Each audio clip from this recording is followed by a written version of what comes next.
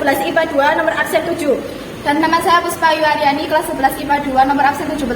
Di sini kita akan menjelaskan tentang latar belakang terjadinya Perang Aceh sampai akhir dari terjadinya Perang Aceh. Perang Aceh. Perang Aceh terjadi pada tahun 1873 sampai 1904. Penyebabnya adalah keinginan Belanda untuk menguasai kerajaan Aceh. Latar belakang Perang Aceh. Kerajaan Aceh adalah satu-satunya kerajaan yang merdeka pada masa kolonial Inggris pada masa pemerintahan Raffles, dan itu dijamin oleh Inggris. Namun, pada tanggal 2 November 1871, Belanda dan Inggris menandatangani perjanjian Takrat Sumatera. Isi perjanjian ini adalah pembebasan bagi Belanda untuk memperluas daerah kekuasaannya di Sumatera termasuk Aceh. Dengan demikian, perjanjian ini menjadi ancaman bagi pemerintah Aceh. Sehingga pemerintah kerajaan Aceh mencari dukungan kepada Italia dan konsul Amerika Serikat di Singapura. Tindakan yang dilakukan kerajaan Aceh membuat pemerintah Belanda geram dan marah, sehingga pada tanggal 26 Maret 1873 mereka menyatakan perang terhadap pemerintah kerajaan Aceh.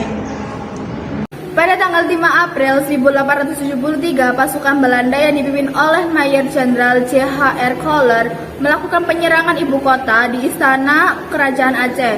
Masjid Baitur Rahman pun dikuasai oleh pasukan Belanda pada tanggal 14 April 1873. Dan tokoh besar Aceh seperti Panglima Polim, Tunku Imam Leng Bata, Jut Banta, Cik Ditrio, dan Tunku Umar beserta istrinya pun menyatakan perang pada Belanda.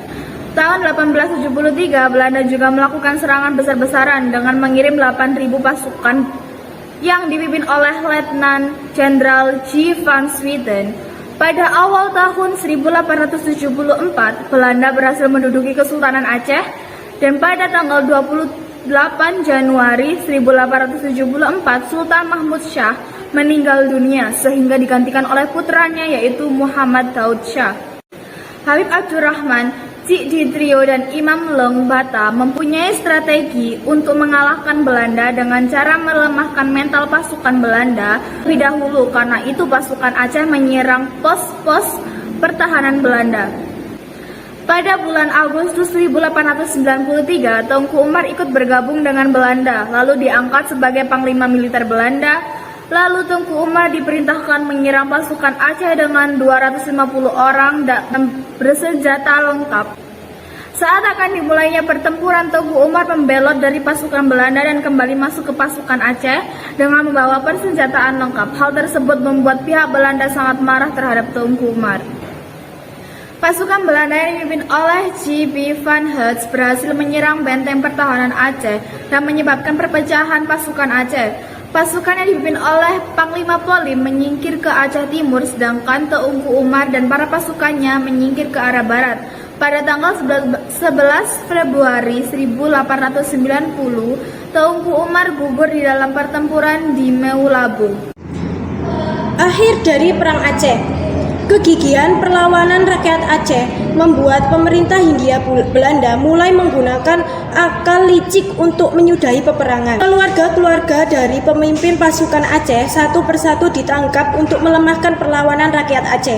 Pada 6 September 1903, Panglima Polim beserta 50 pasukannya menyerah kepada Belanda setelah keluarganya ditahan oleh Belanda. Hal serupa juga terjadi pada Sultan Muhammad Daud Shah. Tertangkapnya Sultan Aceh menandakan berakhirnya. Assalamualaikum warahmatullahi wabarakatuh. Nama saya Muhammad Yusuf Firdausi. Dan nama saya Afandi. Dan dia Ulkak sebagai kameramen. Dan di sini kami akan menjelaskan tentang Perang Banjar. Perang Banjar terjadi pada 1859 sampai 1905. Latar belakang terjadinya adalah rakyat tidak senang dengan merajalelanya Belanda yang mengusahakan perkebunan dan pertambangan di Kalimantan Selatan. Belanda juga terlalu banyak campur tangan dalam urusan intern kesultanan dan berniat untuk menguasai Kalimantan Selatan karena ditemukan pertambangan batu bara. Sebab lain Pangeran Hidayatullah yang seharusnya menjadi sultan tidak disetujui oleh Belanda. Kemudian Belanda menganggap Tahmidullah sebagai sultan. Kemudian setelah Belanda mencopot Tahmidullah dari sultan, kemudian Belanda membubarkan Kesultanan Banjar. Tahmidullah telah membunuh semua putra almarhum Sultan Muhammad, dan satu-satunya yang selamat adalah Pangeran Amir yang kemudian melakukan perlawanan kepada Sultan Tahmidullah dengan bantuan pamannya Gusti Qasim. Pangeran Amir ini adalah kakek dari Pangeran Antasari. Tapi perlawanan yang dilakukan oleh Pangeran Amir gagal. Kemudian beliau dibuang ke Sri Lanka. Akhir dari Perang Banjar berakhir pada masa Pangeran Antasari. Kemudian Pangeran Antasari wafat, lalu kepemimpinan Pangeran Antasari digantikan oleh Gusti Mat Seman, Gusti Acil, Gusti Muhammad Asyad, dan Antung Durrahman. Sekian dari kami. Wassalamualaikum warahmatullahi wabarakatuh. Assalamualaikum warahmatullahi wabarakatuh. Perkenalkan, nama saya Nur Saryani dari kelas 11 IPA 2 nomor absen 16. Nama saya Nur Saryana dari kelas 11 IPA 2 absen 15. Di sini saya akan menerangkan tentang sejarah terjadinya Perang Pattimura. Sejarah Perang Pattimura berawal pada tahun 1817 di daerah Maluku. Perang Pattimura sendiri adalah perlawanan masyarakat Maluku dengan penjajahan Belanda. Pada masa itu, Belanda juga bernama Pemerintahan Nederland baru saja mendapatkan kembali kedudukannya di Maluku setelah sebelumnya berada di tangan kekuasaan Inggris. Perpindahan kekuasaan tersebut berawal dari kesepakatan antara dua negara. Pada Traktat London, Rusdia dan Sulaiman TS Api Nanta Kunjung Padam 1983. Pattimura memimpin gerakan perlawanan tersebut sampai membuat tahun 1817 menjadi tahun yang sangat menyebalkan bagi Belanda. Cukup sekian dari kami. Wassalamualaikum warahmatullahi wabarakatuh. Assalamualaikum warahmatullahi wabarakatuh. Perkenalkan, nama saya Muhammad Zabian Farel Ardani Dan saya Muhammad Wafa Wasilillah. Kami di sini untuk menjelaskan tentang Perang Diponegoro. Latar belakang terjadinya Perang Diponegoro. Memasuki abad ke-19, keadaan di Surakarta dan Yogyakarta semakin memprihatinkan karena intervensi Belanda terhadap pemerintahan lokal seringkali memperburuk perselisihan yang ada di lingkungan kerajaan. Campur tangan pihak kolonial juga membawa pergeseran adat dan budaya keraton yang tidak sesuai dengan budaya Nusantara. Selain itu, dominasi Belanda telah membuat rakyat menderita karena dijadikan sebagai objek pemerasan. Karena itu, Pangeran Diponegoro tidak mau tinggal diam. Peristiwa saat Perang Diponegoro. Pertempuran dibuka dengan pergerakan pasukan-pasukan infanteri, kavaleri, dan artileri. Di kedua belah pihak berlanjut dengan sangat sengit. Front pertempuran terjadi di puluhan kota dan desa di seluruh Jawa. Pertempuran berlanjut sedemikian sengitnya sehingga bila suatu wilayah saat siang diduduki oleh Belanda, maka saat malam sudah diduduki oleh warga Diponegoro. Begitu juga dengan sebaliknya. Pada tahun 1827, Belanda memainkan penyerangan terhadap Diponegoro dengan mempergunakan sistem benteng sehingga pasukan Diponegoro terjepit. Akhir Perang Diponegoro, pertempuran sengit antara Belanda dan Pangeran Diponegoro baru berakhir pada 28 Maret 1830. Kala itu pasukan Pangeran Diponegoro dijepit di Magelang oleh Jenderal de Kock. demi membebaskan sisa pasukannya Pangeran Diponegoro menyerahkan diri. Sekian dari kami. Wassalamualaikum warahmatullahi wabarakatuh. Assalamualaikum warahmatullahi wabarakatuh. Perkenalkan, nama saya Mas Bahatul Lailia, absen 6. Saya Min Amrina Rosyada, absen 8. Kelas 11 MIPA 2. Kami di sini akan mempresentasikan tentang Pertempuran Banten. Mari kita simak. Latar belakang perlawanan Banten. Banten memiliki letak strategis sebagai bandar dagang internasional, sehingga Belanda bernafsu ingin menguasainya, meski tidak pernah berhasil. Hal ini dikarenakan rakyat Banten memberikan perlawanan sengit terhadap Belanda. Penyebab perlawanan rakyat Banten terhadap VOC sebagai berikut. Pertama, Belanda ingin menguasai Banten karena letaknya yang strategis. Kedua, memperebutkan posisi sebagai bandar perdagangan internasional. Ketiga, mengembangkan hubungan dagang dengan negara-negara asing yang diserangi oleh VOC. B. Bagaimana terjadinya peristiwa perlawanan Banten? Perlawanan Banten terhadap VOC terjadi sejak awal Belanda menginjakkan kaki di Banten. Perlawanan rakyat Banten terhadap VOC dipimpin oleh Sultan Ageng Tirtayasa pada 1656. Pada 1680, Sultan Ageng Tirtayasa kembali mengumumkan perang setelah terjadinya penganiayaan terhadap para pedagang Banten oleh VOC. Perlawanan rakyat Banten terhadap VOC mengalami kegagalan, yaitu ditandai oleh keberhasilan Belanda dalam memaksa Sultan Ageng Tirtayasa untuk menandatangani monopoli perdagangan. Pada tahun 1683, VOC menerapkan politik adu domba yang dikenal dengan Debit and Import antara Sultan Ageng Tirtayasa dengan anaknya yang bernama Sultan Haji, sehingga terjadilah perselisihan antara kedua ayah dan anak. Sultan Haji yang dibantu oleh VOC dapat mengalahkan Sultan Ageng Tirtayasa sehingga menghasilkan kompensasi dalam penandatanganan perjanjian dengan company, yaitu VOC diberi hak untuk memonopolikan perdagangan di seluruh wilayah Banten dan Sumatera Selatan. C. Akhir perlawanan Banten.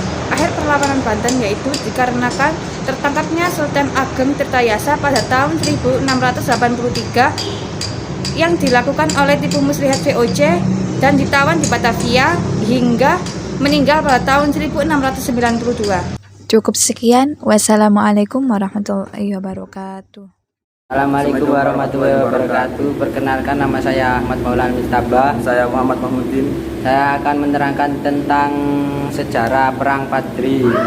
Perang Padri dilatar belakangi oleh Kepulauan tiga orang haji dan dari Mekah sekitar tahun 1803, yaitu Haji Miskin, Haji Sumanik, dan Haji Biobang yang ingin memperbaiki syariat Islam yang belum sempurna dijalankan oleh masyarakat Minangkabau. Bagaimana terjadinya peristiwa tersebut? Perang Padri dimulai dengan munculnya pertentangan sekelompok ulama yang dijuluki sebagai kaum Padri terhadap kebiasaan-kebiasaan yang marak dilakukan oleh kalangan masyarakat yang disebut kaum adat di kawasan kerajaan Pagaruyung dan sekitarnya. Namun tidak adanya kesepakatan dari kaum adat memicu kemarahan kaum Padri, sehingga pecahlah peperangan pada tahun 1803. Hingga tahun 1833, perang ini dapat dikatakan sebagai perang saudara yang melibatkan sesama Minang dan Mandailing. Dalam peperangan ini, kaum Padri dipimpin oleh Harimau dan Salapan, sedangkan kaum adat dipimpin oleh yang di Pertuan Baguri waktu itu Sulan Arifin Musa. Kaum adat yang mulai terdesak meminta bantuan kepada Belanda pada tahun 1821. Namun keterlibatan Belanda ini justru memperumit keadaan, sehingga sejak tahun 1833 kaum adat berbalik melawan Belanda dan bergabung bersama kaum Padri. Walaupun pada akhirnya peperangan ini dapat dimenangkan Belanda. Pada akhirnya bertentangan dengan akhir kaum Padri di Dalu-Dalu Rokan Hulu yang waktu itu telah dipimpin oleh Tuanku Tambusai jatuh pada 28 Desember 1838. Jatuhnya bertentangan tersebut memaksa Tuanku Tambusai mundur bersama sisa-sisa pengikutnya pindah ke negeri di Semenanjung Malaya, dan akhir peperangan ini dianggap selesai. Kemudian kerajaan Pagaruyung ditetapkan menjadi bagian dari Pax Neladija, dan wilayah Pandase telah berada di bawah pengawasan pemerintahan Hindia Belanda. Wassalamualaikum warahmatullahi wabarakatuh. Assalamualaikum warahmatullahi wabarakatuh. Saya Fitria Irmadani, nomor absen 04. Saya Priya Mazarida, absen 03. Dari kelas 11 IPA 2. Terbelakang Perang Batak. Perang Batak terjadi karena Belanda ingin memperluas daerah kekuasaannya di Indonesia. Pada abad ke-18, Belanda sudah menguasai hampir seluruh wilayah Sumatera kecuali Aceh dan Tanah Batak. Tanah Batak yang dipimpin oleh Raja Sisingamangaraja 12 Hidu dalam kedamaian dan kemerdekaan. Bagaimana terjadinya Perang Batak? Perang Batak terjadi selama 29 tahun disebabkan kedatangan bangsa Belanda ke pedalaman Tanah Batak yang masih merdeka, di mana pada waktu itu dipimpin oleh Raja Sisingamangaraja 12 yang memiliki nama asli Batuan Bosar Ompu Pulo Batu Sinambela sebagai ahli keturunan dari Sisingamangaraja. Akhir perlawanan Perang Batak. Akhir perlawanan Perang Batak pada tanggal 17 Juni 1907. Sisingamangaraja 12 gugur bersama dengan putrinya Lopian dan 2 orang putranya Sultan Nagari dan Patuan Anggi. Gugurnya Sisingamangaraja 12 menandai berakhirnya Perang Batak. Cukup sekian. Wassalamualaikum warahmatullahi wabarakatuh. Perkenalkan, nama saya Muhammad Ibnu Farok. Perkenalkan, nama saya Muhammad Al-Fawad. Di sini kami akan menjelaskan tentang Perang Bali. Latar belakang dari terjadinya Perang Bali adalah perjanjian pihak Belanda dengan Kerajaan Buleleng pada tahun 1843 yang isinya Kerajaan Buleleng akan membantu Belanda jika kapalnya terdampar di wilayah Buleleng. Perjanjian ini dibuat karena adanya hak tawan karang yang dimiliki raja-raja di Bali, yaitu hak yang diberikan kepada kepala desa untuk menawan perahu atau kapal-kapal beserta isinya yang terdampar di wilayah Kerajaan Buleleng. Pada tahun 1844 terjadi perampasan kapal-kapal Belanda di pantai Ranca dan Samsit. Belanda menagih perjanjian 1843. Tetapi Kerajaan Buleleng menolaknya dan ini dijadikan alasan untuk menyerang Kerajaan Buleleng dan menguasai Bali Utara. Peristiwa yang terjadi, Belanda menyerang Kerajaan Buleleng sebanyak 3 kali, yaitu pada tahun 1846, 7 Juni 1848, dan 19 April 1849. Perang Bali yang dipimpin oleh peristiwa yang terjadi, Belanda menyerang Kerajaan Buleleng sebanyak 3 kali, yaitu pada tahun 1846, 7 Juni 1848, dan 19 April 1849. Perang Bali yang dipimpin oleh Gusti Ketut Jelatik dan istrinya Jaro Jamping berhasil mengalahkan serangan Belanda yang pertama dan kedua. Pada serangan Belanda yang ketiga yang dipimpin oleh Jenderal Andreas Victor Michels, Belanda mengarahkan serangan penuh untuk menyerang benteng Jagaraga. Hal ini menyebabkan Gusti Ketut Jelatik dan pasukannya mengambil keputusan untuk melakukan perang. Keputusan yaitu perang hingga tuntas darah penghabisan. Akhirnya benteng Jagaraga dapat dikuasai Belanda dan Gusti Ketut Jelatik dan istrinya Jero Jamping tewas pada serangan ini. Sejak inilah Belanda berhasil menguasai Bali Utara. Assalamualaikum warahmatullahi wabarakatuh.